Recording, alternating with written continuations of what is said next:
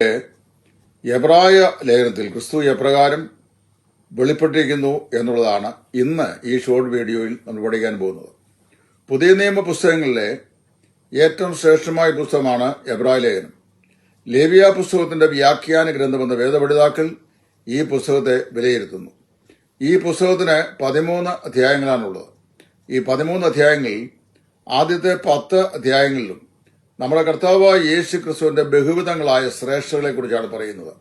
1-ാം അധ്യായത്തിൽ അവന്റെ ദൈവത്വത്തിന്റെ ശ്രേഷ്ഠത, 2-ാം അധ്യായത്തിൽ അവന്റെ മനുഷ്യത്വത്തിന്റെ ശ്രേഷ്ഠത, 3-ാം അധ്യായത്തിൽ മോശയേക്കാൾ ശ്രേഷ്ഠനായ നായകൻ, 4-ാം അധ്യായത്തിൽ യോശുവയേക്കാൾ ശ്രേഷ്ഠമായ സ്വസ്ഥത നമുക്ക് നൽകുന്നവൻ, 5-ാം അധ്യായത്തിൽ അഹരോന്റെ ക്രമപ്രകാരമുള്ള പൗരോഹിത്യത്തെക്കാൾ ശ്രേഷ്ഠമായ പൗരോഹിത്യം വഹിക്കുന്നവൻ, 6-ാം അധ്യായത്തിൽ നമുക്ക് വേണ്ടി ഒരുക്കപ്പെട്ട രക്ഷയുടെ ശ്രേഷ്ഠത വെളിപ്പെടുത്തുന്നവൻ, 7-ാം അധ്യായത്തിൽ മൽക്കീസദേക്കിന്റെ ഗുണപ്രകാരം അവനുള്ള പൗരോഹിത്യത്തിന്റെ ശ്രേഷ്ഠത, 8-ാം അധ്യായത്തിൽ അവൻ ഇപ്പോൾ ശുശ്രൂഷ ചെയ്യുന്ന ശുശ്രൂഷ സ്ഥലത്തിന്റെ ശ്രേഷ്ഠത, 9-ൽ അവൻ ക്രൂശിന്മേൽ നിവർത്തിച്ച ശുശ്രൂഷയുടെ ശ്രേഷ്ഠത, 10-ാം അധ്യായത്തിൽ ന്യായപ്രമാണത്തിന്റെ അപര്യാപ്തതയും കൃപാപ്രമാണത്തിന്റെ പൂർണ്ണതയും വെളിപ്പെടുത്തുന്നു.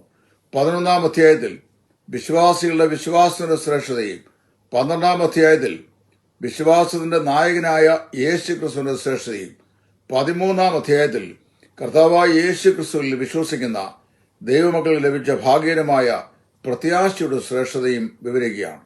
പുതിയ നിയമത്തിലെ എല്ലാ പുസ്തകങ്ങളിലും വെച്ച് ക്രിസ്തുവിന്റെ സമസ്ത മേഖലകളുടെയും ശ്രേഷ്ഠത നമുക്ക് വെളിപ്പെടുത്തിയിടുന്ന മനോഹരമായ ഗ്രന്ഥമാണ് എബ്രായർക്ക് എഴുതിയ ലേഖനം.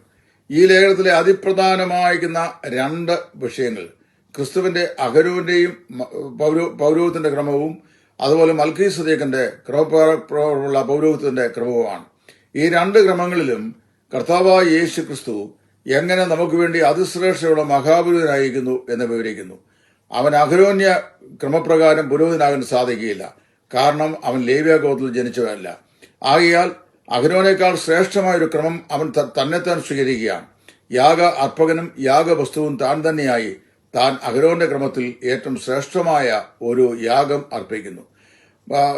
മൽക്കീസദേക്കിന്റെ ക്രമം പറയുമ്പോൾ അവന് ജീവാരംഭമില്ല, ജീവാവസാനമില്ല, മാതാവില്ല, പിതാവില്ല, അവൻ ദൈവപുത്രന് തുല്യനായി എന്നേക്കും ദൈവത്തിന്റെ മഹാപുരോഹിതനായി എന്ന് പറയുമ്പോൾ യേശു ക്രിസ്തുവിന്റെ മഹാപൗരോഹിത്യ ശുശ്രൂഷയ്ക്ക് ആരംഭവും അവസാനമില്ല. അവൻ നിത്യനായ ദൈവത്തിന്റെ നിത്യനായ മഹാപുരോഹിതനായി നിത്യനായി നമുക്ക് വേണ്ടി മഹാപൗരോഹിത്യ ശുശ്രൂഷ ചെയ്യുന്നു എന്ന് നമ്മെ പഠിപ്പിക്കുന്നു. ഈ ശ്രേഷ്ഠനായ ക്രിസ്തുവിനെ നോക്കുവാനുള്ള പ്രബോധനവും ഈ പുസ്തകം നമുക്ക് നൽകുന്നു.